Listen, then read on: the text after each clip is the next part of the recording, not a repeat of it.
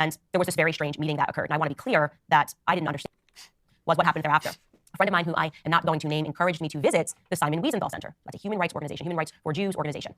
And there was this very strange meeting that occurred. And I want to be clear that I didn't understand the meeting because the individuals were speaking in Hebrew. My understanding going into it was that once I spoke to this individual, things would be clarified, and then I could just go on living, and my reputation would pretty much be restored. And by golly, that's kind of what happened. So again, it was an extremely old man. I think he runs the place. I don't know. I can't remember his name, so I'm not going to make one up. But I had to sit in a meeting and explain that I didn't think Hitler was a great person, listen to people speak Hebrew, and my reputation was restored. Or at least I was allowed to go on pursuing what I wanted to pursue, which was just talking about Black Americans and fracturing of the Black and white relationship. It's a very odd thing when I reflect on that. But I want to be clear that the threats that canvases could be over at any moment for you, don't you get out of line again by saying something that you never actually said, I still always felt over me because it was just a very scary thing to go through. We spend way too much time on our phones. That's freaky. So she says that she made these comments about Hitler. They made her go to the Simon Wiesenthal Center. They spoke in Hebrew, and then it was forgiven. Who's involved in this, I wonder? Simon Wiesenthal Center is a global Jewish human rights organization that confronts anti-Semitism, hate, defends Israel and Jews worldwide, teaches lessons of the Holocaust, headquartered in LA, international footprint in New York, Chicago, Miami, Toronto, Paris, Berlin, Jerusalem, Buenos Aires. It's an NGO at the UN, UNESCO, OAS. Jim Burke, executive officer. Wasn't Simon Wiesenthal Center one of the groups that that was on the Elon Musk Twitter space? Elon Musk Twitter space. He did a Twitter space with Ben Shapiro back end of 2023. Bruh. Let me just disable my ad blocker that everyone told me I need to get. I think someone from the Simon Wiesenthal Center was on this space, if I recall correctly. His website looks familiar. Does it say who was on there? Not in this one, nope.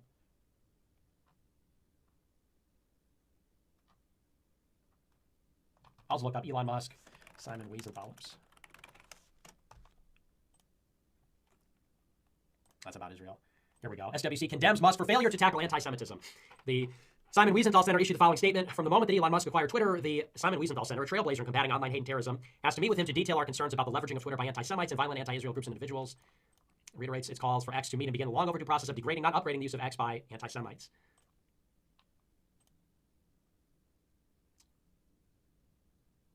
Okay. Bruh. Everything is like this now. Enough with the fucking paywalls. I wonder if there's anything with me in there. So I don't. You're saying define this, and what I'm saying is I don't use that term.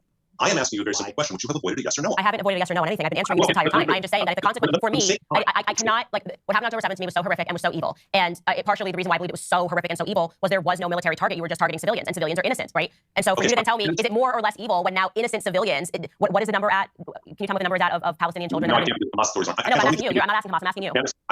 I'm asking. So when you're asking me to compare, what you're actually asking me to do is to compare, is to state whether or not I believe. Please let me finish. I feel that question, okay, is you trying to make a statement that... I believe that what happened on October 7th is a uniquely dark form of evil on a whole other level, in every way, shape, or form of evil than anything that is happening in Gaza. Do you agree with my statement or disagree? I don't need explanations. Do you agree with me or disagree?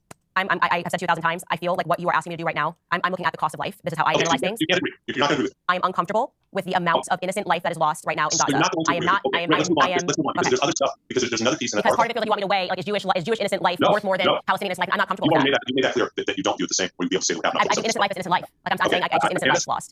You made it clear. You weren't able to answer yes to that question. Fine. Let's move on to something else. But I want to again say, no, you made it clear. You're good. No, please stop. Because it's so rude. That's how they are, though. Important for listeners to understand. When you ask a question like that, okay, it's different than you saying, do you think it is justified for people to defend themselves? You are basically asking me a question: is more Israeli life, is that more of an evil when it's lost, and when more Israeli than more innocent Palestinian life? And I'm not comfortable with that question. Candace, that's not what I said. But I made a statement of my beliefs and only asked you if you could agree or disagree. You couldn't take a stand. I'd like to move to something else in that article that we have not discussed, because I am conscious of time, which is you make a comment again, and I think you do want to discuss this as well, I'm going to guess. I want to be conscious of your time because I think it's important. You said where you stand on October 7th. That's fine. You stand where you stand. Stupid ass Wallen. You make a comment in your comments back to Shmuel Botel about, and again, you make an equivalency when you talk about the Hollywood Jewish gangs, that Kanye West believes that, and that shouldn't we be able to talk about it? And you make the analogy with Crips and Bloods, and I make the comment how anti-Semitic this is because it's a trope that goes back almost 100 years. There was and how Jews control Hollywood. In the 20s, the Hollywood entertainment industry was started by the majority of the people who Jews were Jews. They couldn't get jobs in any other business when it came to this country. Many of them were sons of rabbis, and there's a truth. There's a biblical empire of the entertainment industry was started by Jews. And how they did control Hollywood in the early days, they employed other Jews who were unemployable. That stops by the 60s and 70s and is totally gone by the 80s and 90s. Okay, and it is gone. It is a trope that people say. Understand that when we go back, remember we talked about the blood libel? Blood libel has become a term that's understood by academics, apologists, socialists, not political, but social anthropologists. The blood libel is when you're blaming Jews for the problems of people, other people. that you were radically blaming them for because of the anti-Semitism is a form of anti-Semitism. For many decades, you were told, oh, the Jews control Hollywood, this secret cabal, they control Hollywood. You perpetuated that. Again, I understand you're defending against Shmuley Botel. I understand you explained yourself about Rabbi Shmuley. But you made the specific comments about this Jewish group, I think you call them gangs or thugs, as opposed to saying that there are people who run Hollywood who are bad people. Do that. It's not a question whether there are or not. Oh, brother. But you identified them now, so they're actually acting badly as a Jew. When the reality is that Jews don't control Hollywood. There may be many executives who are Jews, but that doesn't mean that they are anything other than Jew, and they only go to temple twice a year. You and I both know Christians like that, right? Yes. So I just I would not judge Christians based on the idea that some of those guys who don't really practice Christianity, as my friends who are pastors supply it, I'm not Christian, that people call themselves Christian but don't act in a Christian way. I would never use the noun of Christians. Whether these people, their mothers were Jewish or not, you perpetuated an anti-Semitic trope that is almost a century old. And as opposed to saying there's some bad guys who are doing bad things, and when they're called out about it, they hide behind a call of anti-Semitism. That's a very different kind of statement that you could have said, as opposed to talking about the Hollywood Jews, the Jews controlling Hollywood, that whole thing. Well, I never said the Jews control Hollywood, but Jewish people have said that. We can share an article, a link here. That was published in the LA Times a couple of years ago, where a Jewish man wrote, "Let's face it, we do run Hollywood." That was totally fine a couple of years ago. Maybe he's anti-Semitic. It's not ever been fun. Okay, well, I'm just saying like this was something that has been said, and it's actually funny because I was reading a very old article yesterday. Forgetting the guy's name, I'm blanking on him, but he was a founder of Screw magazine. He's a Jewish guy, Al something. I'm blanking on his name. Anyways, he gave a very long interview about how the Jews hire the Jews and they get in Hollywood. And like I said, this was said not 100 years ago. So this is something that many Jewish people have said. But sure, I guess you're saying that now it's a trope. But I just want to be clear that many Jewish people have said this in many interviews within the last 50 years. Okay. Now I do want to press pause on that and ask you a question. Is it possible for Jewish people to form a gang? Full stop. Define gang. To form a gang. I mean, let me phrase that, I don't need to ask that question. The answer is, of course, there's because there were Jewish gangs in New York. Okay, yes, of course. Common sense that Jewish people can form a gang, black people can form a gang, gangs exist, will always exist, Jewish gangs have existed and will always exist. Like, worldwide, gangs happen. How absurd it is to say that if you think that there is a gang that is operating, to even suggest that there might be a person that is automatically a trope, that would be impossible for us to illustrate. If you just say a trope and magically we can't talk about it. I give examples of multiple people in Hollywood, okay? We're talking about from Dave Chappelle to Kanye West to Cat Williams to other artists that are Christian that have said that there is some sort of a gang, full stop, that is operating in Hollywood. I then gave an example of a list of exact names that Michael Jackson said were operating as a gang. Rabbi Shmuley was among that list of people. So to say that we can't even explore that possibility that Rabbi Shmuley, and that this list that somebody is giving or something that artists are saying might be true is somehow anti-Semitic. I'm not saying all black people, all Jewish people are gang members. I am saying that it is of course possible that a gang is operating anywhere in the world. That should just be allowed to be said without being accused of creating a trope. Candace, again, we're at the same place that we started. Of when I said to you, I don't get to tell a black man if he's feeling racist. I don't get to tell a woman if you're experiencing such. I keep telling you that you don't get to tell us are hurtful to a huge number of Jews and are considered anti-Semitic. And instead of hearing any, wow, I didn't realize that. All I've heard for the lengthy time we've been on together, which again, things are gracious and kind of you, but all I've heard from you, not one sense of responsibility, not one. I said to you that if something is true or not true, I don't have issues saying I'm wrong. I have issues to apologize. But I haven't heard from you one sense of responsibility that you have. Just use this as the example. You have tapped into a 1,000-year-old blood libel trope, a century-old trope specifically about Hollywood, and you keep going off. Can't this be elected right? Can't you do this? You've heard a bunch of Jews. Did you want to? Absolutely not. Absolutely not. Okay. You heard our feelings. You did. You have. You continue to. Yes, I understand what I would say. You don't want to. Then realize that what you're saying is. It taps into centuries-old hate. Oh, shut the fuck up. Realize that what you're saying is hurtful. I get what you were saying, but I'm going to tell you what this is reminiscent to me of. This is reminiscent. So you can't sorry. Listen, please just let me finish my statement. This is reminiscent to me when I got interested about BLM. Leave us alone. Leave me and Candace alone. We're not sorry. Back away from her. Leave her alone. I thought there was corruption in BLM. I'm a white knight for Candace Owens. I will be her white knight. I'll be her white knight in white shining armor. She will be my black queen. All over America, we're crying, insisting on the BLM narrative. But leave her alone. Corruption, and that this was operating like. Is this disgusting pervert bothering you, Candace? Again, they were taking money. There was money laundering. There were tons of people. Al Sharpton among them. And it sounds a little, you can't possibly say this, Candace. You can't. It leans into this. It leans into that. But my instincts are my instincts, and I have a right to pursue those instincts. And to the extent that any black person was harmed in the making of my documentary, and then I ended up being proven right that there was corruption that was happening, I'm very sorry that they felt that way. So I will say, to the extent that any person who is finding my interest in what is happening in Hollywood feels that it's leaning into some trope and that I shouldn't, keep going, I am sorry that you feel that way. But I am also going to follow. I'm sorry. That's just disingenuous.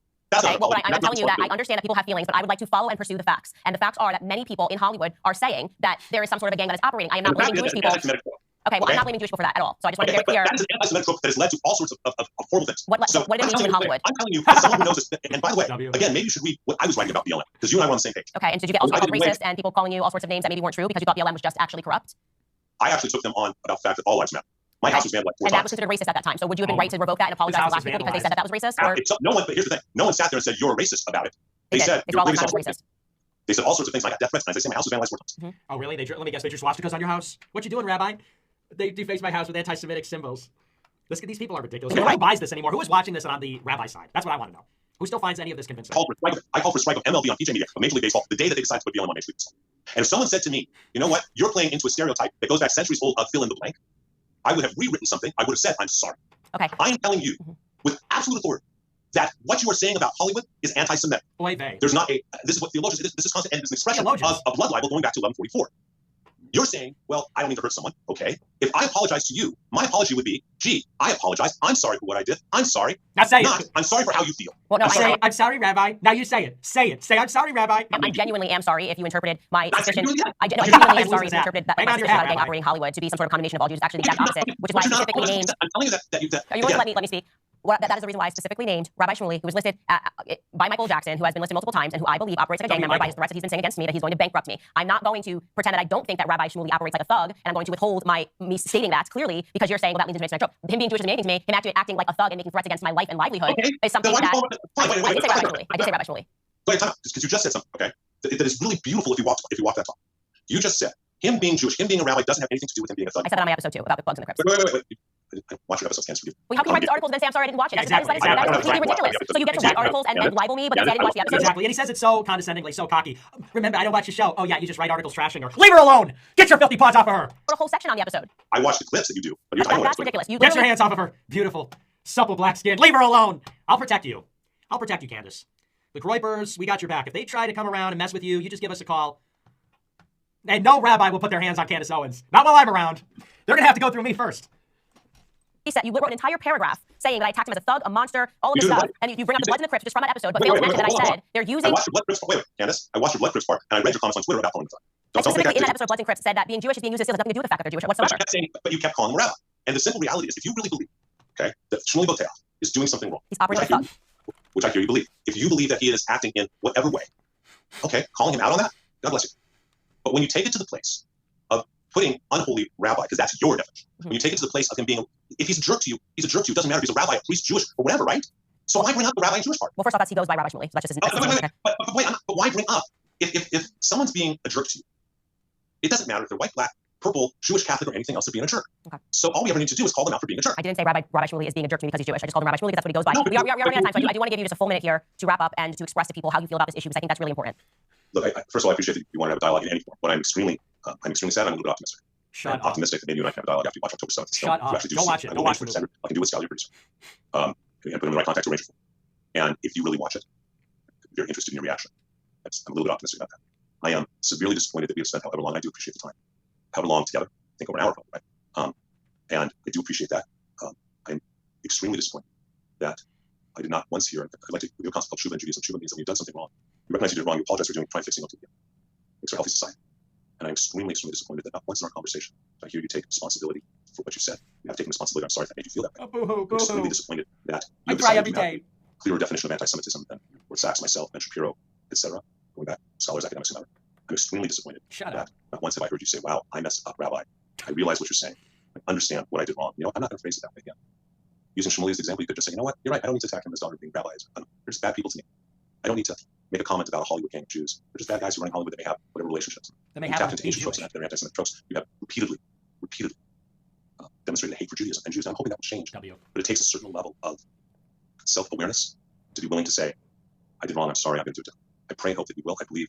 I do trust when people say you have a nice heart, niceness, and I really would hope that ultimately we're both conservatives. There are a lot of Jewish conservatives, a lot of black conservatives, and we can all be on the same side, pointing in the same direction. No. It's supposed to be split because of these kind of repeated comments. Wasn't just one. Repeatedly made. And again, I hope that will change after you watch the documentary, which you committed to me will do. So thank you crazy, man. It's your show. So thank you very much for being here. Like I said, we're not going to edit you in any way. We will definitely give you the ability to send that video that you said of me attacking Ben, which I'm very sure doesn't exist. Thank you for reminding me that. So yes. And then last thing I want to say is I have faith in. Wait, just one question, Candace. I actually, this went very long, and I have to get to a temple meeting, and then I have lunch with a mutual friend of ours, actually. That's a threat. So I don't know when I can get that to. Does it matter if I don't get it to till late this afternoon? That should be okay. Okay. I just want to be, I want to be respectful, and also I wanted to. This is not much longer. I appreciate it. Yeah, no worries. And I would have you back. We should always want more speech, not less of it. Nobody should ever be calling for the censorship of any person. I believe in free speech, even speech I disagree with. What I'll say is what I always say. I have faith in my audience. They know who I am. They know what I have said and in what context I have said it. I have a huge Jewish following, and I am confident in their belief in me, and the fact that they've been listening to the show, and they know that I hold no hatred in my heart against Jews. I just don't believe any group is exceptional. I don't believe any group, black, white, Spanish. You watch my show, you're going to get offended, and I am always going to call out wrongness when I see it. And to the extent that we are using anti-Semitism as a tool to bar people from critiquing certain individuals, a la Rabbi Shmuley, it is going to make an enemy of me, but I will never be an enemy to the Jewish people. So, ladies and gentlemen, thank you so much for watching the show today. Same. I cannot wait to see your comments. Stick around because, as usual, tomorrow we'll be back with a brand new episode. All right, guys, just picking this up really quickly because, as you heard throughout the discussion, the rabbi said that after the conversation, he would send to us evidence within the Tucker Carlson interview of my having attacked Ben Shapiro for being pro-Israel. He was unable to produce a part of that discussion with Tucker as evidence. What he sent us instead was a tweet that I wrote, and just to contextualize this, in response to a tweet that Ben had written. Obviously, I wrote to Ben writing, Candace, if you feel you will hate the one and love the other, or you will be devoted to the... Okay. All right, let's look at the comments. Let's see. When she played enough of that. I just can't take that anymore. Sad. All right, well, why don't we jump in? Let's just forget about that. I'm going to watch it. Maybe I'll review it, but I'm going to watch this Candace Owens debate. So the background on this, Candace Owens has just been at war with the Jewish mafia lately. I kind of did a quick background on this last week. I covered it on my show, and the timeline's pretty long. I guess it goes all the way back to her relationship with Ye during Ye 24, which was in November, November 2022. And she, I guess, insufficiently disavowed Kanye when all that was going on, so the Jews have had beef with her ever since. It goes back a little bit further, but that's really when the latest stuff began. Then, during the Gaza war, when Hamas attacked Israel on October 7th, she came out and basically said she's against the Palestinians being slaughtered, but she's also against Israelis being killed. And Ben Shapiro threw under the bus, called her an idiot in private, and it went viral. And she clapped back, and it was this big tiff on Twitter. Then she went on maternity leave, but since she came back a couple weeks ago, she's been going hard on the Jews. She said the Jews were creating all this pornography during the interwar period in Germany, and the Nazis burned all their gay books. And she talked about how the Jews own the porn industry, and there was one other thing. I think I forget in what context, but she basically talked about how there's this Jewish mafia that exists. And she's been going at it with Rabbi Shmuley on Twitter, calling him filth. And then I guess this other rabbi called her an anti-Semite. So she invited him onto her show to debate. And, well, this is the debate. So we're going to watch and react to it. I don't know if we'll watch the whole thing because it's like 2 hours, but we'll see how it goes. I guess she did a pretty good job, and the rabbi was pretty unlikable. So, all right, everybody, let's jump right into this. A very exciting episode for you today. Here in my hands, I am holding an article that was published by PJ Media. The title is "Let's Be Honest: Candace Owens is a Jew-hating bigot." It was written by a rabbi, Rabbi Michael Barclay. So I read this article, and honestly, there are only two options here. Either this rabbi is genuinely ignorant of everything that I have ever said, in which case I'm happy to clarify it because he will be joining us on today's episode, or the other option is he's completely aware of things I have said, and he is just a monster. I'm excited to find out when we sit down here with Rabbi Barclay. That's what we have coming up on Candace Owens. love it. This is the face of total Jewish defeat. She By won. Barclay. That's what we have coming up on Candace Owens. I love that. I love that. I love how all the Jews have to watch this show. This is the face, dude. No. But this is the face of a total Jewish defeat. We have to stand. Go off, girly. We fucking got your back, Candace. Eat them up. Eat them up. They're filth. It's very striking appearance. I love it. Ben Shapiro has to watch this.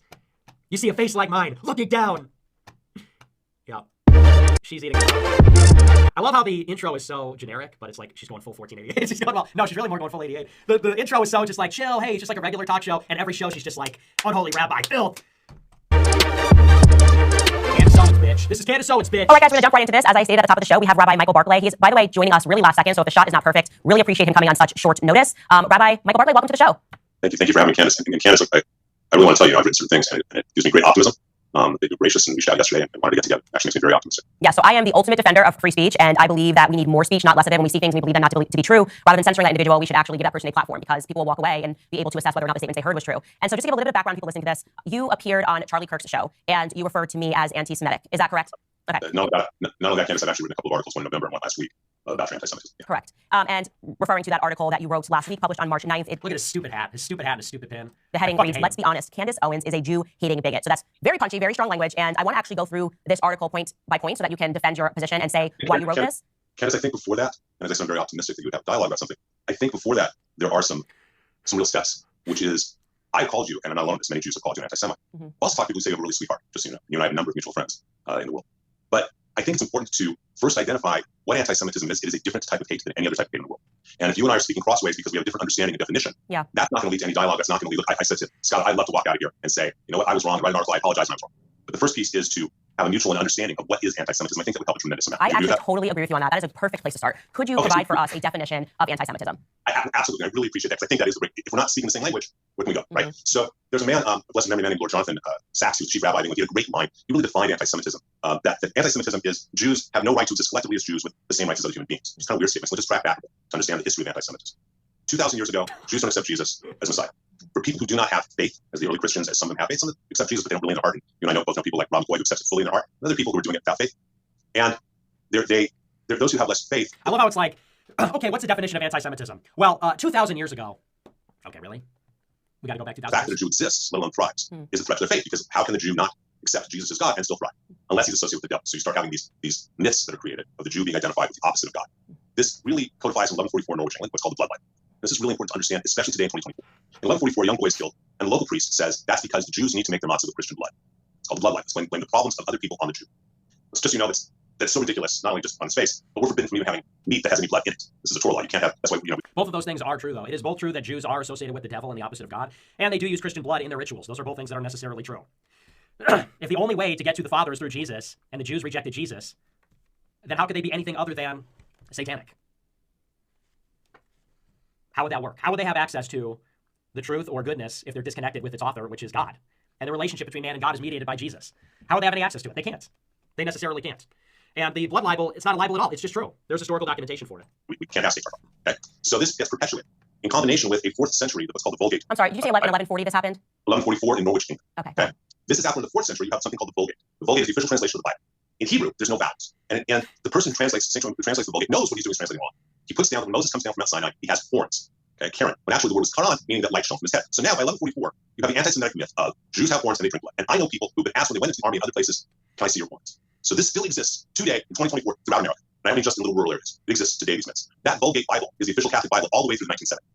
So it is, you need to understand that that's a piece of it. Some of them do have horns, though, by the way. Okay, that is true. They're equated with this kind of hate. Because it's about Jews not having the right to exist collectively, when they live in their little communities in the Middle Ages, anti-Semitism is a hate against their religion.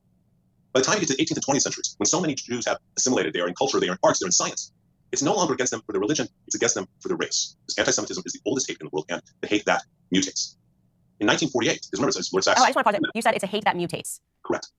So your belief then is that the definition of anti-Semitism can necessarily change. Is that correct? It's not just my belief. It is the commonly accepted understanding of both the Jewish and academic worlds. Okay. This is, okay. As I said, that's why I quoted. This is a quote. It's a great thing from Lord Sachs, Jonathan Sachs. It's a great thing from 9/11. This is just accepted as understanding of, a cultural Okay, so politics. I would just say off the bat, I do not accept that definitions can just mutate. That is something that I could debate on, like the definition of a woman. I mean, I'm saying not just about Jewish people. I think that we have to have a concrete definition to work with, because then you can just update and say, actually, I've changed that, and now this is what constitutes anti-Semitism. But Candace, that is the horror of anti-Semitism. So what you are saying to me is that anti-Semitism is this and does not change. What I'm saying to you is that the entire world and scholars about anti-Semitism recognize that it is a unique hate. Oh, okay. That if you define it as that Jews should not be able to exist collectively, okay, as a collective, they shouldn't have that right. That changes from the Middle Ages with religion, the 18th through 20th centuries about race, and then after Israel was created, it's a hatred based on the nation. Oh, dude, Jews are so ridiculous. Well, all the anti-Semite experts agree that anti-Semitism can mean whatever we need it to mean at any given time. If it's about Israel, well, then it's about Israel. If it's about our religion, it's about our religion. Well, that sounds ridiculous. Well, but that's the horror of anti-Semitism. Yeah, but no other word is like that. But that's the uniqueness of... Okay, so it's just completely above any kind of consistency, I suppose, right? It's anti-Semitism is so unique and horrible. I guess the uniquely horrible thing about it is that it's never consistent or tangible. And until that's understood, that it is, this isn't something that's really questioned about among academics, theologians, Jewish scholars. I'm not presenting it. This is why I thought I'm so optimistic about a dialogue. But I think part of it is you view that the hate can't mutate. And what I'm trying to tell you is that we have 2,000 years of history that demonstrate the exact opposite. So, and I'm going to just push back just gently here. For me personally, if I thought that racism could just be an ever-shifting definition based on the experience of Black people, it would be a remarkable power, and I would be able to create something like BLM, which could say that everything was racist. So I am not going to be able to agree that definition should be able to transform according to what's happening during the day. But here's what I will say. If you could, just because I think it's really important for us to get to going through this article, because then you might be able to explain why you view anti-Semitism. If you could just give us what you are saying the current definition of anti-Semitism is today, that would be very helpful. The current definition of anti-Semitism What's today the definition of anti-Semitism today? That's so has to do with what feelings are. It has to do with anti-Zionism, number one. That is a definition. Anti-Zionism, anti-Israel is anti-Semitism. Okay. So you believe that Jewish people can be anti-Semitic? Absolutely. Okay. So when you see gathering of Jewish people who say, I'm Jewish, but I don't support Israel or Bibi Netanyahu, you say that person can be anti-Semitic. You just did two different things. It was very. You just did two different things that were totally unrelated against. Okay. You said the Jews that do not support Israel. Yes. And the Jews that do not support Bibi Netanyahu. I'm just saying that because he's the current prime minister. So I'm saying like if they say they don't support. This is where you're missing the point. So Okay. I'm going to go into the following premise. Okay. I'm going to go into the premise that you care about people. You and I don't know each other, but I'm going to go into that premise. I'm going to go into the premise that you have no desire to ever hurt anyone. Okay. That's the premise I'm coming to this dialogue with. Jews are so condescending. It's so evil. You have been devastatingly hurtful, and I think that I'm going to go from that you don't understand what it means to the Jewish world. There's a great teaching that comes out of every sociologist, every person in academics, is that I don't get to tell a Black man if he's experiencing racism. He knows. I don't get to tell you if you're experiencing misogyny. You know. If I make a comment and it's misogynistic, and you say, Rabbi, that was really misogynistic, my job is to say, wow, I didn't mean that. I apologize. Jews get to tell us that was anti-Semitic. Your job is to say, now you say, I'm sorry, Rabbi. Now say it. Say, I'm sorry, Rabbi. You can't tell me what it is. I said it was anti-Semitic and you hurt me. Now say, I'm sorry, Rabbi. That's your job. Now say it. Say it, Goyim. That's not what I meant. And you do not get the right to say what is anti-Semitic. You do not have the right, Goy. You don't have the right to say what is anti-Semitic. Say, I'm sorry, Rabbi. I'm not trying to I don't think I said anything behind. I just said to you, would you then view? They're so evil. They're wicked. Because I did host somebody who was Jewish, Dave Smith, on my show. I'm sure you're familiar with him. He's a comedian, he's a libertarian. He is not pro-Zionist. So I'm just asking you for clarity, because you're saying that you can't dismiss a Jewish person, but aren't you thereby dismissing Jewish people who say that I don't support Israel as a state? I'm just trying to have you answer that question. The answer is, I will ask you about the same question.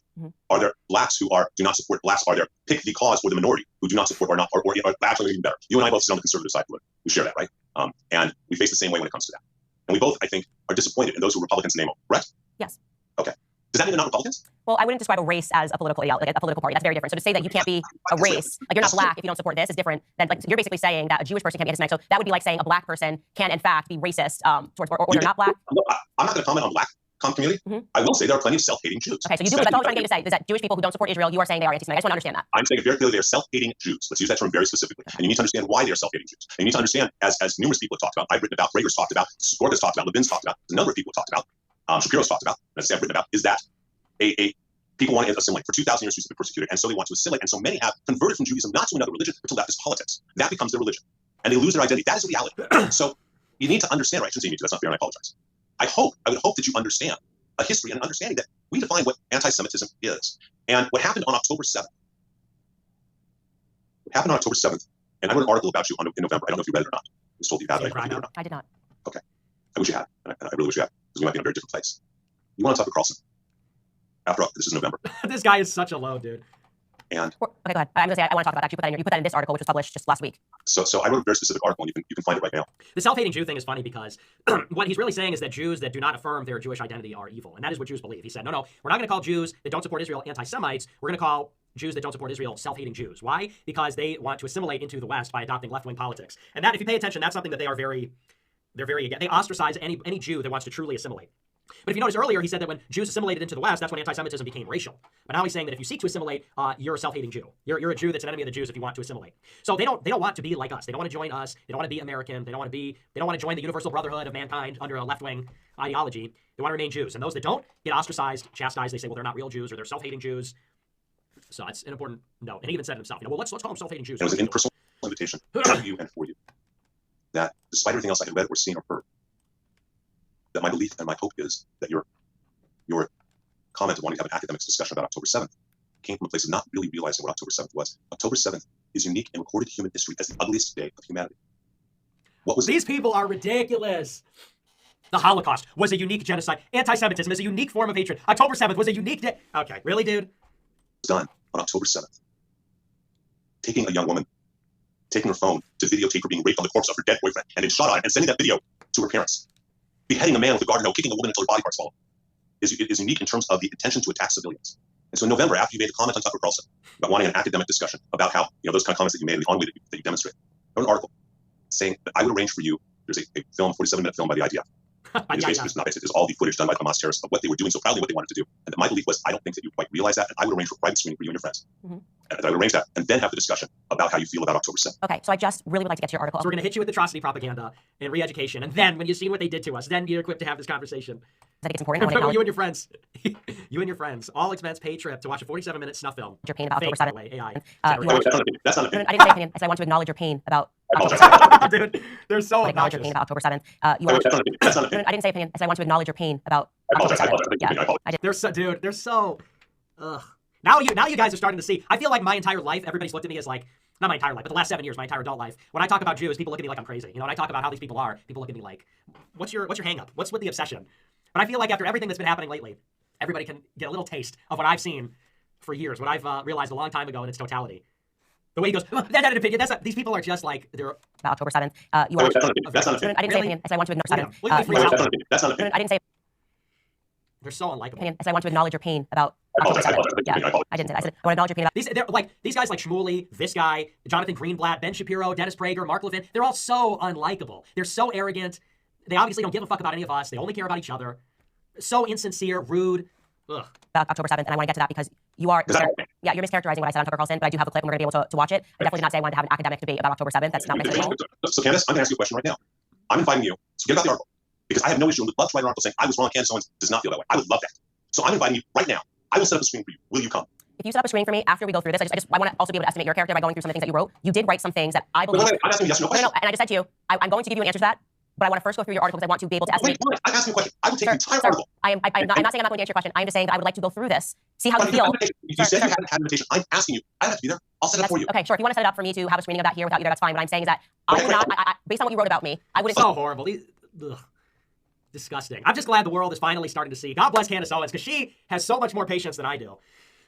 With people like this. I mean, me, I just can't even sit still in my seat watching this, but she's putting on a masterclass, letting the tool do the work, so to speak. She is letting them reveal themselves for what they are. So God bless her. I just can't even with these people. I wouldn't take an invitation from you anyway. I think that's fair, given what's in this article. I think that's a normal human response. That if somebody has written something that is utterly libelous about you, it mischaracterizes what you said. But if you want to set it up separately and you want to send it to the Daily Wire and you want to have a private screening, I absolutely will watch the events of October 7th. That's, you know what? God bless you.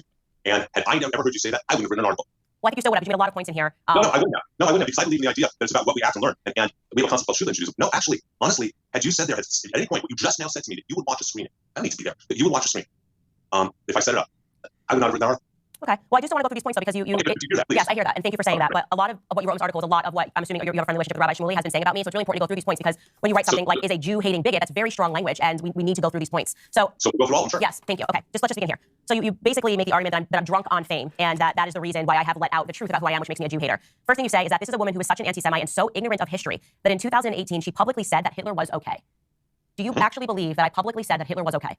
So from the recording that I heard, including the congressional testimony, which I think was taken out of context, and from the comments that you said, okay, you correct me if I'm wrong, but my understanding from your comments is you were asked a question about nationalism, and you responded about nationalism using the example that nationalism was good, and that what Hitler did, Hitler was nationalistic in Germany, and that was okay. You have said specifically you think Hitler is a horrible, et cetera, et cetera, et cetera. And you have condemned Hitler, thank God, without question, and you also brought him up in that discussion about nationalism. Is that all accurate?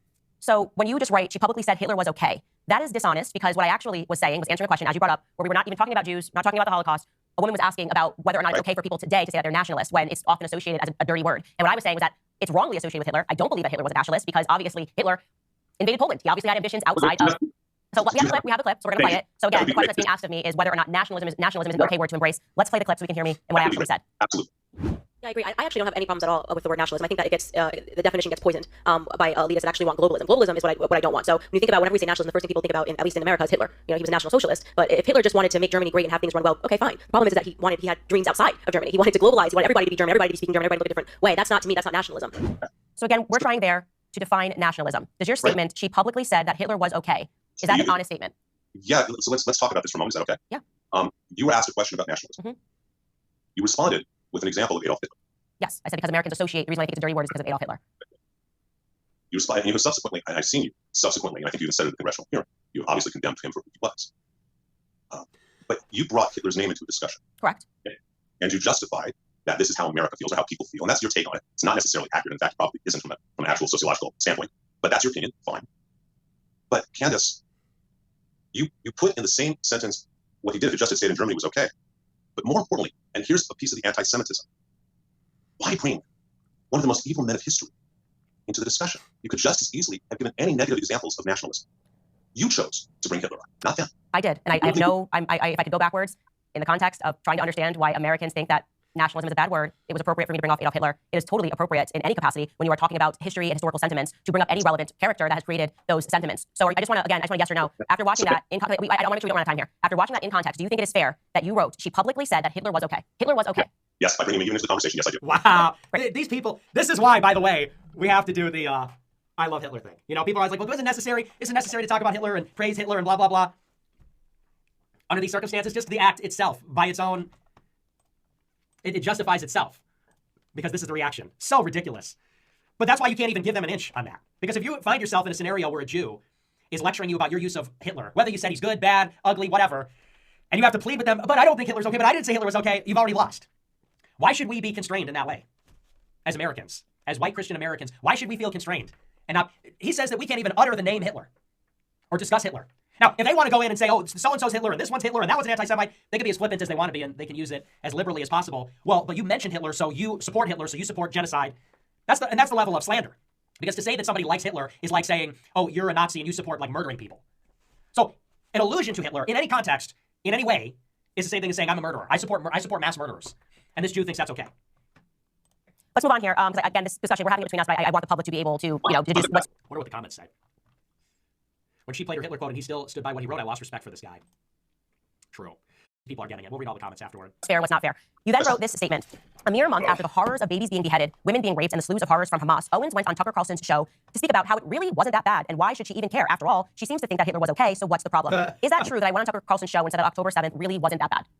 Yeah, actually, it did. You did it through the implications and the words. And I actually do know where some of those clips are because I've rewatched it multiple times. And you specifically say you want to have an academic discussion. You specifically say, I don't want to misquote you, that you believe you have a moderate stance because you see the children dying and on both sides, and you talk about the pain, and I think you do feel pain about Gaza. And this goes back to the anti-Semitism camps. What happened October 7th is unique. It is to even make a moral equivalency. This is one of the keys in anti-Semitism and in any prejudice and bigotry, is that an inappropriate moral equivalency is created. When someone says that this race, these people, whomever, are like dogs, they've made a moral equivalency between those people and dogs, that is bigotry. That is hatred. So I first want to debunk the idea that I did not, like, in any way said it really wasn't that bad. That statement never came out of my mouth. And I also want to show that actually, contrary to that, I condemned what Hamas did. So let's just show that clip of what I said, and then I want to get to your quotation about academic discussion. Let's just show what I said about Hamas. I have seen every single person, including myself, condemn what happened on October 7th, because who wouldn't condemn terrorism? It's obvious. Who would not condemn innocent Israelis dying? But if you then say that it's also sad when an innocent Palestinian child dies, suddenly this is pro-Hamas, or you need to say, even when you're talking about how sad it is that a child dies, you need to button that statement by saying, but that child's a human shield. That's not going to be my response. First off, as a mother, that's not going to be my response as somebody who's about to give birth. When I see these images of children involved on both sides of the conflict, I pointed to the people that are mocking dead Israeli children and said that they are horrific. I'm even keel on this matter, and yet people think that you need to be extreme. So people that become more radical and extreme are perceiving a moderate stance as not enough. And I was people can disagree with you, agree with you, or whatever, but you certainly don't seem radical in this stuff. And I'm going to hold you before you comment on that, because your next sentence. The way that Tucker responded to that is crazy. Well, people can agree or disagree, but you're not a radical. What the fuck kind of response is that? Candace said, well, hey, I'm just saying that it's sad when Palestinians die too. And Tucker goes, yeah, well, I mean, agree or disagree, you're definitely not an extremist. What? What the fuck? What kind of response is that even? I'm sure Tucker was surprised to hear her say that. I don't know if he'd have her on the show otherwise. As you just said, she wanted to talk about the depravities of Hamas as an academic discussion and refused to even condemn Hamas. So we just saw that I did condemn Hamas. And regarding academic discussion, I'm sorry, no, you made a moral equivalency between Hamas and Gaza. There is no moral equivalency. What Hamas did is evil. It is not a tragedy only, it is evil. I'm sorry, Candace, but you make an equivalency that does not exist in most people's minds, and certainly in no Jews' minds. Okay, so I'm glad that you said that, so people can hear what I actually said. Did you say most importantly? Certainly in no Jews' minds. Certainly. Okay, so I'm glad that you said that, so people can hear what I actually said and hear what you are saying and how you are taking it. I don't know how you could write this statement. She refused to condemn Hamas when I literally said who would not condemn these sorts of events. You don't consider them uniquely evil. You put them in pari passu So relationship. you're saying that even though I did, so now you're admitting that I did condemn Hamas. She refused to condemn Hamas. What condemnation is? Is this where you really want to go? You wrote she refused to condemn Hamas. These are your words. Because when you put, at the moment you say that they have a moral equivalency with anything else, that's not condemnation. No matter I said it's sad when innocent. It's not condemnation. And Is it's not it sad? Is it sad? Sure. I don't want to cut it off, okay? Because clearly what we are having here is a disagreement. There's no reason to get angry. Do you think it is sad when an innocent Palestinian child dies? Candace, I cry every day. And it's not just for Israel. Look at this fucking freak. Ugh. Man, it's so hard to watch this and keep it rumble appropriate. Look at this freak. Just oh, yeah. Oh, it's difficult. It's difficult. Some days it's difficult. And this is one of the things you clearly do not understand. The same way most don't. We're anti-Semites, you don't get it. I cry for what's going on in Israel. I cry just as much for what we are forced to do. Golda Meir had a great quote. She said that one day we may be able to forgive them for killing Israeli children. We will never be able to forgive them for making us kill their children. What about my statement of saying that I also cried? That is so funny. We will forgive them for killing our children. We will never forgive them for making us kill their children. Oh my gosh, that's an insane quote. You made us kill your kids. You made us do it, and we'll never forgive you for making us kill your kids. For Palestinian children is wrong to you if you also admit it is sad when Palestinian children die. It's painful, but it is not in any way, shape, or form morally equivalent to October 7th. That is the anti-Semitic bigotry. But I didn't say that. I just want to be clear. People are watching. This is just not what came out of my mouth. But I'm not. I don't want to get hung up. I don't want to get hung up on that. I want to now point to. You said I want to talk about the depravities. I'm going to quote it. She wanted to talk about the depravities of Hamas as an academic discussion. Actually, I was talking about NATO, and here is a clip of what I said when I used the words academic discussion. Take a listen. I mean, you can go back to me even talking about NATO expansion before things erupted between Russia and Ukraine, and having a meaningful discussion about how much expansion is too much expansion. How would we feel if we had troops in our border? These are things that should be allowed in academic discussion. You should be able to sit on stage and should be able to debate these ideas without using ad hominem attacks. You're using it in the reference, Candace, in the dialogue about October 7th. You're using your discussions of NATO as an analogy, in an analogous way, about how we should be able to discuss October 7th. From a foreign okay, so you think that is fair after listening to that, me talking about NATO and me talking about Russia and Ukraine and saying that we should always be able to have an academic discussion about foreign policy. Do you think your statement still is fair, saying that she wanted to talk about the depravities of Hamas as an academic discussion? Because you're using that context, and you're the one taking your own quotes out of context. I played it. I didn't take it out of context. I just played it. Then play the whole paragraph you were talking before, the entire issue. I did. So the first part was what I just showed you. That was actually a split clip. The first half of that was when the one that we just showed you, when you said that I said it really wasn't that bad, and why should you even care? The first part I say I condemn Hamas, and then I said that I've been consistent in always saying that we should have a topic, we should be able to discuss foreign policy removed from ad hominem attacks, because that is the truth and that's how I feel. But to be clear, Candace, I just broke out academic discussion because I was referring. Candace, okay. I'm going to ask you really simple questions. Mm-hmm. Okay? No. Foreign policy removed from ad hominem attacks, because that is the truth and that's how I feel. But to be clear, Candace, I just broke out academic discussion because I was referring. Candace, okay. I'm going to ask you really simple questions. Mm-hmm. Okay? No. I want to keep going through this. It's about this. I'm going to ask you a simple question. Do you ever mean to hurt people because of race, religion, or color? Ever? Do I ever mean to hurt people? Say that. Because of race, religion, or color? Ever? I can't hear the last part. I don't know why I'm not hearing. Well, apologize. We know about technology. Do you ever intend to hurt or want to hurt anyone based on their race, religion, theology, color, etc.? No, never. Not once. All right. What you need to hear is your statement. I'm not alone in this, because it's in the whole context of October 7th. It's hurtful to Jews. Okay. I'd like to give you an analogy that I think that might really help our dialogue. If that's okay. Mm-hmm. A number of years ago, a movie came out called The Passion of the Christ. Did you see the movie? Yes, it's a wonderful movie. Okay. And I saw the movie as well. I saw the opening day. I saw it twice, and I arranged for a screening of priest students, minister students, rabbinic students, rabbis, ministers, priests, professors. Okay. I realized something in watching that movie. There are two movies going on. If you accept Jesus as your savior, then that movie is so brilliant and so painful about his suffering that it transcends everything else, and that's all you see. and I think you just said it was a brilliant movie, and as many of my friends did, loyal, etc. I think it was a brilliant movie too as well. If you don't accept Jesus as your savior, you're not so emotionally attached to all the suffering that Gibson portrays so well. And so what you do notice, as an example, are all the anti-Semitic things. So I had a discussion with a woman who's the senior vice president of Loyola. The movie came out. She said, Rabbi, there's no anti-Semitism. I said, actually, come on. He goes, if you don't believe that Jesus Christ is God, well, you don't really care so much. When they're beating him and whipping him and crucifying him, we don't care. We don't think he's a savior. We do notice is all the anti-Semitism. Seriously? These people are just like beyond parody and so evil. I'll give you an example of one scene. There's a scene of little Jewish kids who chase Judas, and they morph into demons. And they're wearing modern 20th century yarmulkes, and they have classic Jewish stereotypical faces, and they morph into demons. And with modern yarmulkes, it's that trope of Jews as demons. And Lainey said to me, I remember that scene. And I realized in that moment, she was so emotionally involved in the suffering of Jesus, she didn't notice the anti-Semitism. But what about the Jews? You're so worried about Jesus, you don't even care about his Jews. Is that a real scene? No, there's a truth. There's a great book called Empire of Their Own. The entertainment industry was started by Jews. And how they did control Hollywood in the early days, they employed other Jews who were unemployable. That stops by the 60s and 70s, and it's totally gone by the 80s and 90s. Okay? And it is gone.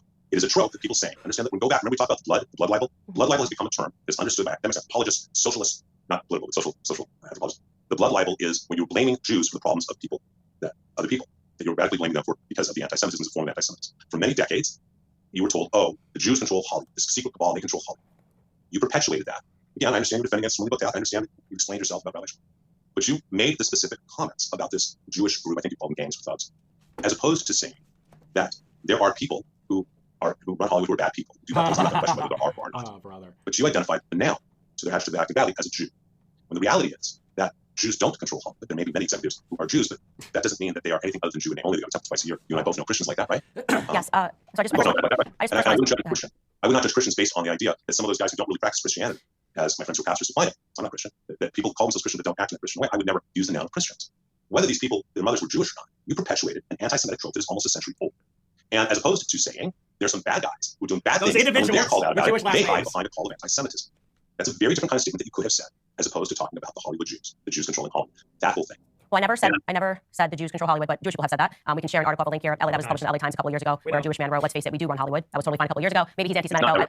It's not ever been fun. Okay, well, I'm saying like this was something that has been said, and it's actually funny because I was reading a very old article yesterday. Forgetting the guy's name, I'm blanking on him, but he was the founder of Screw magazine. He's a Jewish guy, Al something. I'm blanking on his name. Anyways, he gave a very long interview about how the Jews hire the Jews and they get in Hollywood. And like I said, this was said not 100 years ago. So this is something that many Jewish people have said. But sure, I guess you're saying that now it's a trope. But I just want to be clear that many Jewish people have said this in many interviews within the last 50 years. Okay.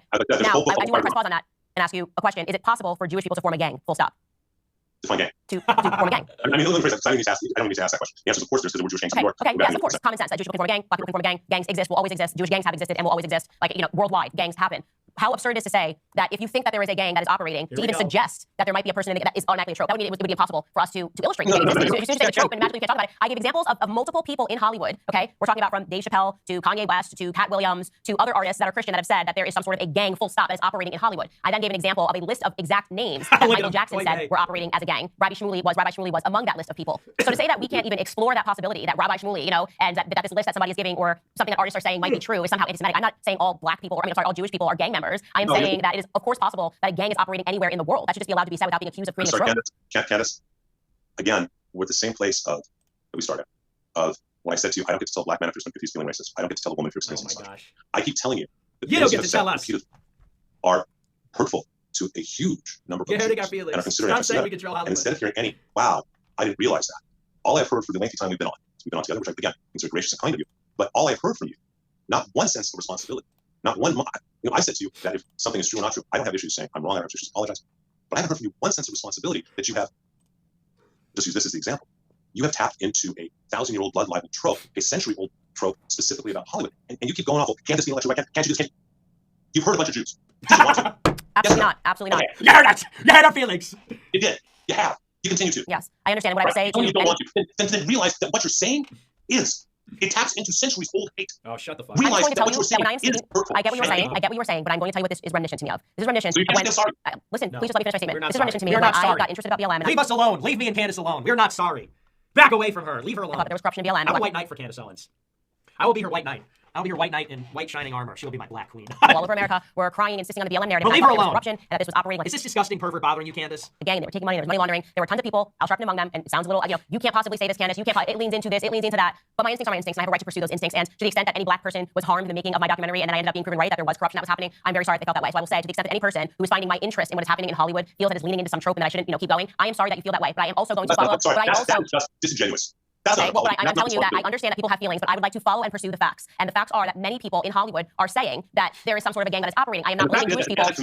Okay, well, I'm not blaming Jewish people for that at all. So I just want to be very clear. That is an anti-Semitic trope that has led to all sorts of horrible things. What did it mean to you in Hollywood? I'm telling you, as someone who knows this, and by the way, again, maybe you should read what I was writing about BLM, because you and I were on the same page. Okay, and did you get also called racist and people calling you all sorts of names that maybe weren't true because you thought BLM was just actually corrupt? I actually took them on about the fact that all lives matter. My house was vandalized 4 times. And that times. was considered racist at that time. So would you have been right to revoke that and apologize to black people because they said that was racist? Or? No one, but here's the thing. No one sat there and said, you're a racist about it. They said, you're racist. They said all sorts of things like that, death threats, and as I say, my house was vandalized 4 times. Oh, really? Let me guess, they drew swastikas on your house? What you doing, Rabbi? They defaced my house with anti-Semitic symbols. These people are ridiculous. Who buys this anymore? Who is watching this on the Rabbi side? That's what I want to know. Who still finds any of this convincing? I called for a strike of MLB on PJ Media, but Major League Baseball, the day that they decided to put BLM on Major League Baseball. And if someone said to me, you know what, you're playing into a stereotype that goes back centuries old of fill in the blank, I would have rewritten something. I would have said, I'm sorry. Okay. I am telling you with absolute authority that what you are saying about Hollywood is anti-Semitic. Oy vey. There's not a, this is what theologians, this is constant, and this is an expression of a blood libel going back to 1144. You're saying, well, I don't need to hurt someone. Okay. If I apologize to you, my apology would be, gee, I apologize. I'm sorry for what I did. I'm sorry. Now say it. I'm sorry for how you feel. Well, no, I'm sorry, Rabbi. Now you say it. Say it. Say I'm sorry, Rabbi. I genuinely am sorry if you interpreted my suspicion. I genuinely am sorry if you interpreted that my suspicion about a gang operating Hollywood to be some sort of condemnation of all Jews. It's actually the exact opposite, which is why I specifically named. I'm telling you that Are you going to let me speak? Well, that is the reason why I specifically named Rabbi Shmuley, who was listed by Michael Jackson, who has been listed multiple times, and who I believe operates like a gang member by his threats that he's been saying against me, that he's going to bankrupt me. I'm not going to pretend that I don't think that Rabbi Shmuley operates like a thug, and I'm going to withhold me stating that clearly because you're saying, well, that leads into an trope. Him being Jewish doesn't mean anything to me. Him actually acting like a thug and making threats against my life and livelihood is something that I did say Rabbi Shmuley. I did say Rabbi Shmuley. Wait, time out, because you just said something, okay, that is really beautiful if you walk that talk. You just said him being Jewish, him being a rabbi doesn't have anything to do with him being a thug. I said that on my episode too about the plugs and the crypts. Wait. Watch your episode, cancer. Well, how can you write these articles and then say I'm sorry I didn't watch it? That's completely ridiculous. So you get to write articles and libel me, but then say I didn't watch the episode. Exactly, and he says it so condescendingly, so cocky. Remember, I don't watch the show. Oh yeah, you just write articles trashing her. Leave her alone. Get your filthy paws off of her. Put a whole section on the episode. I watch the clips that you do, but that's ridiculous. Get your hands off of her. Beautiful, supple black skin. Leave her alone. I'll protect you. Candace. The Groypers, we got your back. If they try to come around and mess with you, you just give us a call. And no rabbi will put their hands on Candace Owens. Not while I'm around. They're gonna have to go through me first. He said you wrote an entire paragraph saying that I attacked him as a thug, a monster, all of this stuff, and you bring up the Bloods and the Crips just from that episode, but failed to mention that I said they're using. I watched your Blood Crips. Wait, Candace. I watched your Blood Crips part, and I read your comments on Twitter about calling them thug. Specifically in that episode of Bloods and Crips said that being Jewish is being used as has nothing to do with the fact that they're Jewish whatsoever. But you kept calling them rabbi. And the simple reality is, if you really believe, okay, that Shmuley Boteach is doing something wrong, he's operating like a thug, which I hear you believe. If you believe that he is acting in whatever way, okay, calling him out on that, God bless you. But when you take it to the place of putting unholy rabbi, because that's your definition, when you take it to the place of him being, if he's a jerk to you, he's a jerk to you. It doesn't matter if he's a rabbi, a priest, Jewish, or whatever, right? So why bring up the rabbi and Jewish part? Well, first off, he goes by Rabbi Shmuley, so that's just his But why bring up if someone's being a jerk to you? It doesn't matter if they're white, black, purple, Jewish, Catholic, or anything else of being a jerk. Okay. So all we ever need to do is call them out for being a jerk. I didn't say Rabbi Shmuley is being a jerk to me because he's Jewish. I just called him Rabbi Shmuley because that's what he goes by. No, we are running out of time, so I do want to give you just a full minute here to wrap up and to express to people how you feel about this issue, because I think that's really important. Look, first of all, I appreciate that you want to have a dialogue in any form, but I'm extremely sad. I'm a little bit optimistic. Shut up. Optimistic that maybe you and I can have a dialogue after you watch October 7th. Shut up. Don't watch it. Don't watch it. I can do with Sally, your producer. And put him in the right context to arrange for. And if you really watch it, I'm very interested in your reaction. I'm a little bit optimistic about that. I am severely disappointed that we have spent however long. I do appreciate the time. However long together, I think over an hour probably, right? And I do appreciate that. I am extremely disappointed that I did not once hear, I'd like to give you a concept called Shuva in Judaism. Shuva means that when you've done something wrong, you recognize you did wrong, you apologize for trying to fix things again. It's a healthy society. And I'm extremely disappointed that not once in our conversation I hear you take responsibility for what you said. You have taken responsibility. I'm sorry, however long. I do appreciate the time. However long together, I think over an hour probably, right? And I do appreciate that. I'm extremely disappointed that I did not once hear, I'd like to give you a concept called Shuva in Judaism. Shuva means that when you've done something wrong, you recognize you did wrong, you apologize for trying to fix things again. It's a healthy society. And I'm extremely disappointed that not once in our conversation I hear you take responsibility for what you said. You have taken responsibility. I'm sorry if that made you feel that way. Boo-hoo. I'm extremely disappointed that I you have cry decided every to have day. a clearer definition of anti-Semitism than Lord Sachs, myself, Ben Shapiro, etc. Going back, scholars, academics about it. I'm extremely disappointed that not once have I heard you say, wow, I messed up, Rabbi. I realize what you're saying. I understand what I did wrong. You know, I'm not going to phrase it that way again. Using Shmuley as an example, you could just say, you know what, you're right. I don't need to attack him as daughter being rabbis. There's bad people to me. I don't need to make a comment about a Hollywood gang of Jews. They're just bad guys who run Hollywood that may have whatever relationships. They may you have tapped into Asian tropes and anti-Semitic tropes. You have repeatedly demonstrated hate for Judaism and Jews. I'm hoping that will change. But it takes a certain level of self-awareness to be willing to say, I did wrong, I'm sorry, I'm going to do it. I pray and hope that you will. I believe, I do trust when people say you have a nice heart, niceness, and I really would hope that ultimately we can we're both conservatives, and there are a lot of Jewish conservatives, and a lot of black conservatives, and we can all be on the same side, pointing in the same direction. No. It's supposed to be split because of these kind of repeated comments. It wasn't just one. Repeatedly made, and again, I hope that will change after you watch the documentary which you committed to me will do. So thank you for allowing me. Crazy, man. It's your show. So Thank you very much for being here. Like I said, we're not going to edit you in any way. We will definitely give you the ability to send that video that you said of me attacking Ben, which I'm very sure doesn't exist. thank you for reminding me that. So Yes. I know. And then last thing I want to say is I have faith in my Wait, father. just one question. Candace. I actually, this went very long, and I have to get to a temple meeting, and then I have lunch with a mutual friend of ours, actually. That's a threat. So I don't know when I can get that to you. Does it matter if I don't get it to you till late this afternoon? That should be okay. Okay. I just want to be, I want to be respectful, and also I wanted to.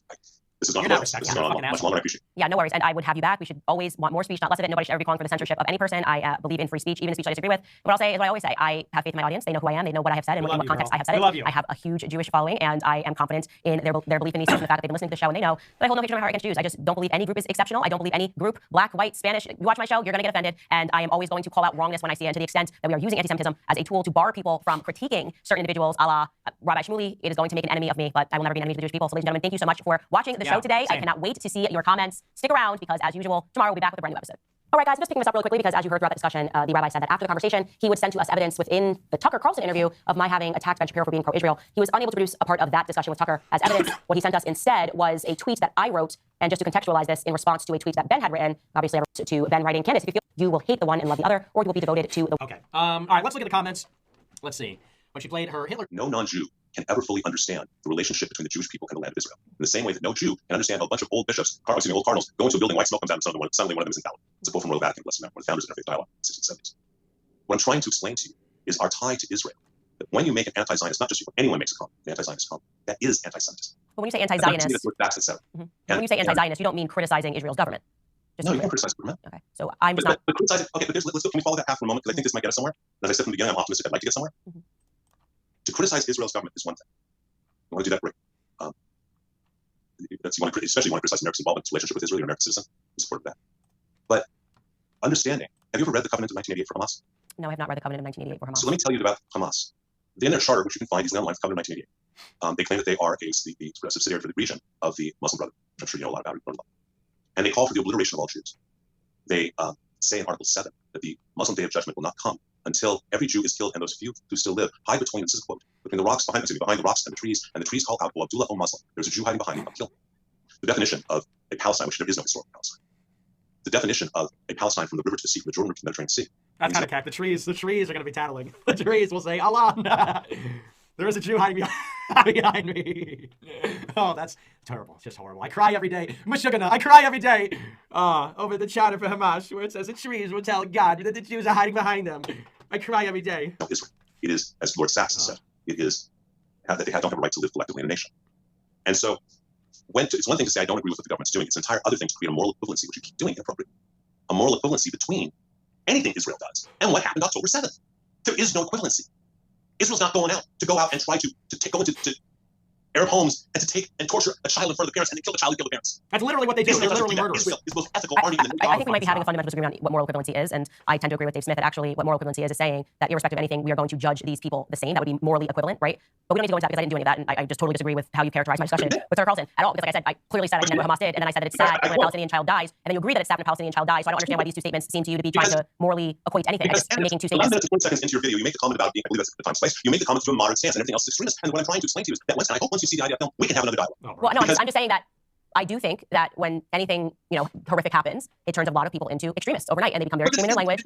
You have not let me finish my statement, okay? I've let you talk very much. What I've said is that when anything happens, what tends to happen after that is people become very extreme in their rhetoric. And actually, there is a really good example. Is it Joel over at Breitbart who wrote something very extreme following October 7th online, and a couple days later, he wrote a long paragraph apologizing and saying why he was emotional, why his rhetoric was extreme, and what he actually wants to accomplish. He recognized his own emotion, and people get very extreme when they're emotional. It's understandable, but when they are in that emotion, they start to perceive other people who are actually saying what they've always said as somehow attacking them or saying something that's wrong. And then usually, the scales fall from their eyes the more distance there is from the actual event that took place, and they're able to hear things more rationally again. That is all that I was saying with Tucker. Is I haven't really moved any of my stances whatsoever, and that is why people are bothered. Whether you think that's understandable or not is not going to change things. I do want to get to this though, because like I said, we're not going to agree on Rabbi Shmuley. We're not going to agree on his daughter. I'm not going to agree on your interpretation that my defense of myself is somehow anti-Semitism. I intend to keep defending myself against somebody that I view to be absolutely despicable. And actually, what I will say is that in terms of anti-Semitism, I think a lot of it stems from what I would say is individuals feeling that amidst their own communities, let's remove Jews from this. If a black person does something wrong, I immediately call it out on my show. I've said tons of things about black people acting like thugs. I've stood up against black people when they were using racism, basically just to absolve themselves from any critique. But when it comes to the Jewish community, it's very odd, I think, to watch the indefensible get defended, right? The indefensible get defended. Like what Rabbi Shmuley did over the last 2 years, I would expect people to come out and say, it's obviously wrong. Instead, what we have is you coming out and saying, well, what Candace is saying in defense of herself is actually what's wrong, rather than saying, maybe both. Maybe saying what Rabbi Shmuley was absolutely wrong. But you can't take the time to look into what he said for the last 2 years, is what you're saying. Candace,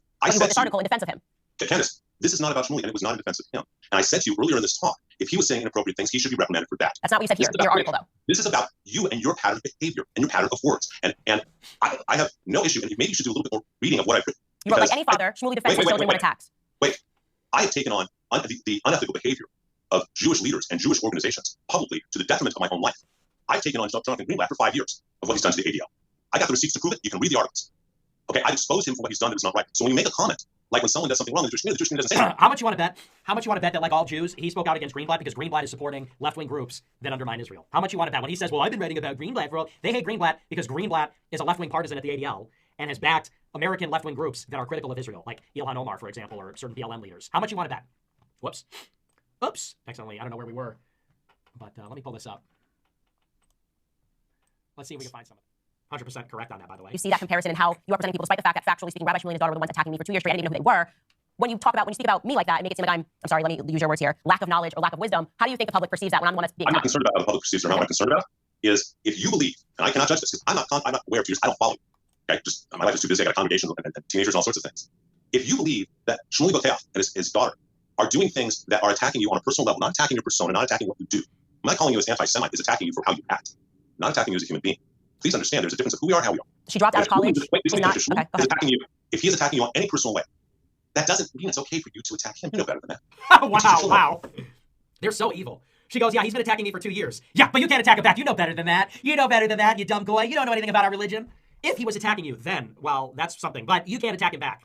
They're so rotten. No, I actually, like, everything I'm saying about him, like, if this is holy, like, selling butt plugs to your daughter, I don't know. You're right. I think it's gross. I think it's disgusting. And I do not, it's not the definition of holy in the Christian faith, is what I would say. It's weird to me. It's very weird. And this could be a difference in our religions, but by the way, your religion does not show my religion. So I think that you should respect that. Let's go! Unholy. I am referring to my religion. His relationship between him and his daughter is very creepy to me. The sex podcast is very creepy to me. The idea of sitting down and talking to your father about, topics of sex in any regard is creepy to me. Him promoting butt plugs that are sold by his daughter is creepy to me. I have a right to say that I find this to be utterly unholy and that any faith leader, at least in the Christian community, would agree that all of this is giving us very weird vibes between the father and daughter relationship. I can say that all I want. And I do think that part of it, this is where we get to the topic of where people perceive this and they say, is this a form of Jew supremacy? To say, suspend your Christianity because my Judaism matters more is the feeling that I get when you say, you don't get to say it's an unholy rabbi. Pornography is unholy, in my view. You might disagree with that. It's unholy to Christians. The topic of pornography, peddling pornography, selling butt plugs, the commercialization of pornography is unholy. And I'm going to continue to call him unholy because that's what I deem him to be. And I say that as a Christian.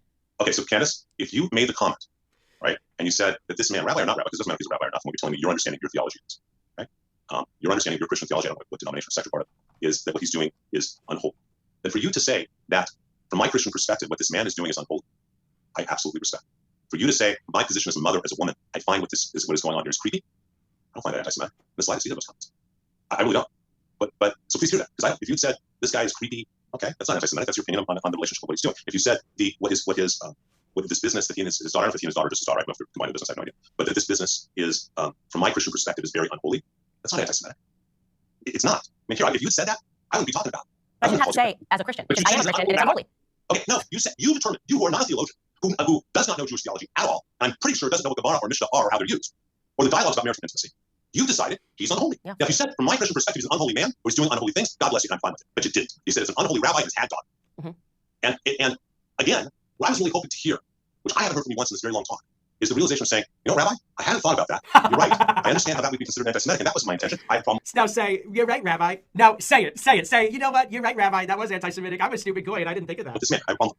I've seen zero so far, other than the fact that you say you're willing to watch a documentary film about the IDF. I've seen zero self-responsibility of saying, you know what? I didn't mean that. I didn't say that. Or I didn't mean that. That's not my intention, and I'm sorry.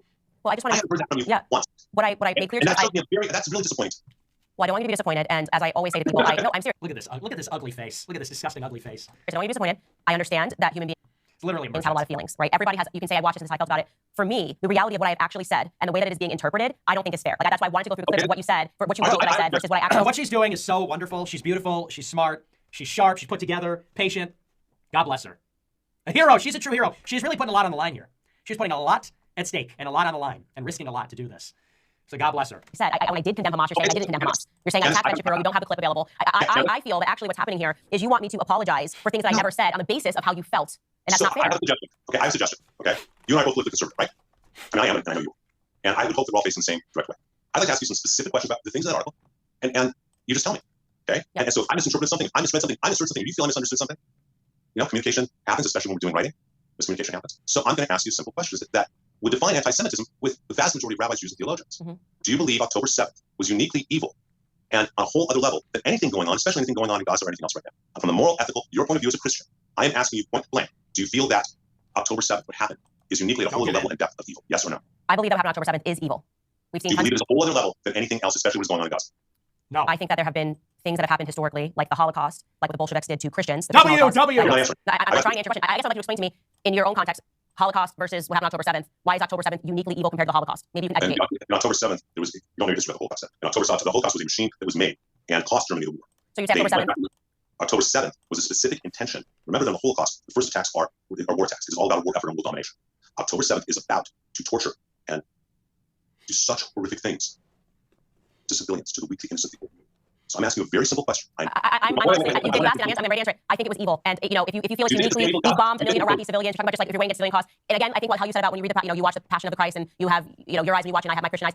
Very difficult for me to say when the greatest Holocaust that ever happened was against Christians and with the Bolsheviks drowning us in barges. Yes. I cannot discount the things that happened to Christians. We are actually the most persecuted religion in the world. And it's never described as uniquely evil. And so, what happened on October 7th is evil. Full stop. What has happened in the past to Christians, what's happening currently to Christians in Armenia, it's evil. So your feeling it's unique is probably, I want to recognize it, but I don't want to sit here and pretend that I minimize what I've been through. Unique evil, slavery, I'm a black woman. I mean, there's certain things that have happened, and I don't want to pretend that I think that when it happens to Jews, it's somehow more unique than it happens to other people around the world. I'm going to ask you what about specific slavery? Question. Do you believe there is a qualitative difference between what was done on October 7th and the horrible tragedies that are going on in Gaza, with children being used as shields and dying and being killed, with all of that? There are tragedies going on in Gaza we both agree on. Do you believe that there is a radical difference between what happened October 7th and what is going on there, or do you believe that there's really not a moral and huge qualitative difference? It's one How of it's happening is different. How it's happening is different. There's no question it's different. It's evil just the same way. Children, innocent children dying. If the consequence of children is dying, of course, it is an evil thing for innocent children to be dying. Do you believe? Okay, so I want to make sure I'm hearing you. Okay, I don't want to misinterpret you. I'm asking for specific answers. It is always an evil, and I again say this as a Christian, it is always an evil when innocent children are killed. Always an evil. So do you believe that October 7th is more evil than what's happening with innocent children? I didn't. Pardon? No, I'm asking you. What? I'm asking you the simple question. Do you believe there's a greater depth of evil in what happened October 7th than any of the tragedies that are happening in Gaza? Actually, let me actually toss this back to you. This is a great question. No, this is a great question. I'm glad you asked this. I want to toss this to you because one of the things that was also radically misinterpreted. Actually, I was talking about Ryan Mass in his language when he said that there's no such thing as an innocent Palestinian life. I thought that was horrifically genocidal to say that, and that has been a huge conflict of whether or not what's happening is genocidal or it's not genocidal. And something that I don't think that we have a clear definition on is genocide. And this is obviously the word was created post-Holocaust. And so I would just like to get from you because we are running out of time. So I'm not trying to. I don't use the word. You don't use the word genocide. No. So you wouldn't describe the Holocaust as genocide? I would describe it in other ways. It's just not the language I use. So for me to say that this is a definition would be arrogant and inappropriate. Because what percentage of a certain group of people have to die that would constitute a genocide? Because I think that's part of it. It's a backward. It's like, listen, if we can just say X amount of people, percentage of people dying of the same ethnic group. You don't. I'm telling you point blank. You're asking me to define a term that I don't go around utilizing. People are saying in the live chat that he's used it before. Is that true? Let me see if I can find it. Kind of the obvious interpretation of that, no? Anyway. But both are true. You may not have the desire to have that pain in your heart. But what I'm trying to tell you is, by having a conversation with Tucker Carlson under the umbrella of October 7th, which is what that segment was about, and saying that you have a moderate stance, that there should be able to be discussion, just like there is in NATO, it validates the reality of the absolute evil that is unique to October 7th. And you asked me on October 6th what to do with Hamas. Despite that in their covenant of 1988, their charter, which I don't read, despite the fact that in Article 7, 11, and 13, they call for the destruction of all Jews. If you'd asked me on October 6th, I'd say we should do whatever we should do for peace. What they did on October 7th was surrender their human souls. They became unlike, if you're familiar with the character from the Bible. And what they did is so evil, it cannot be compared to anything else. Just like what Hitler did is so evil, no one should compare. I don't care if it's Trump or Obama, no one should compare any political leaders today. But you see, this is so important. They literally want to create themselves as the ultimate sacrificial victim. That is the nucleus. That is the nuclear myth of Western civilization. And in that sense, they aim to replace Christ. And that's why it's so funny that he brought up, or telling, that he brought up the Passion of the Christ, because the foundation of Christianity is that Christ is a sacrificial lamb. And the real Holocaust, the real offering, is the blood of Jesus. And that is the sacrifice upon which everything else is built, the saving sacrifice, the saving grace of the blood atonement that Jesus paid on the cross. And what this Jew says is, well, you Christians are so focused on the suffering of Jesus, you forget about the suffering of us Jews. For Christians, well, it's a brilliant movie because it depicts the suffering of the ultimate victim, Jesus, the ultimate sacrifice, Jesus. But for those that don't believe in Jesus, what about the suffering and the victimhood of the Jews? And then he brings up October 7th. It says October 7th was unique in all of history. Nothing like October 7th has ever happened before. Just like nothing like the Holocaust has ever happened before. And so that makes them, not Jesus, the ultimate, even in a movie about Jesus, Jews are supposed to be the ultimate victim. And that is the basis of the definition of anti-Semitism. That it's not about even hating Jews, it's about drawing a moral equivalency. If we are to draw a moral equivalency or even compare the suffering of one group versus the Jews or one atrocity versus the Jews, they say that in itself is anti-Semitism because the suffering of the Jews is greater than the suffering of anybody else, they say. We can't compare the suffering of the Palestinians because nothing compares to the suffering of the Jews. We can't compare any genocide of the Holocaust because nothing compares. And so it's anti-Semitism is really about protecting that mythological victim status, that being the foundation of the political order, sacrificial violence, and specifically sacrificial violence against the Jews. So it's very telling that anti-Semitism has a lot less to do with, do you like Jews or do you hate Jews? And it's more about protecting the status of the violence that's been perpetrated against them. Because if we were to start questioning it, I think the whole political order would fall apart. If we were to replace the suffering of the Jews in the Holocaust with the suffering of Jesus on the cross, we'd have a completely different political order, with probably a lot fewer Jews in power, and maybe a Catholic state. All this stuff is connected. Jews want to separate church and state. Jews are against Christianity. They think Christianity itself is anti-Semitic. They hate the Catholic Church. And they want the Holocaust to be the core instead of the crucifixion and the resurrection. Very, very telling. You did it under that. Which, of course, by the way, none of that is true. Of course, other people have suffered as much or more than the Jews. To say otherwise is ridiculous. Nothing like October 7th has ever happened. How about 9/11? They flew planes into the buildings, 3,000 people burned to death, were buried under a collapsing building, jumped out of the building. How many died on October 7th? And how many were actually even killed by Hamas versus killed by Israelis? Some say it's in the hundreds. So I say, there was nothing like October 7th, really? I think many groups of people would disagree with that. I think Ukrainians would disagree. I'm talking about Ukrainians in the 30s. I'm sure the Chinese would disagree under occupation from the Japanese. I'm sure the victims of ISIS would disagree. So, that's just not even true. But it's not, but that's why he says, well, we can't have an academic discussion about October 7th. Then we can't debate it. It's not an opinion. Sit down and watch my movie. Sit down and watch my stuff film. And after you watch people get dismembered for 45 minutes, then we can talk about what the Jews can do and, whether they can be restrained by Washington or anybody for that matter. It was anti-Semitic.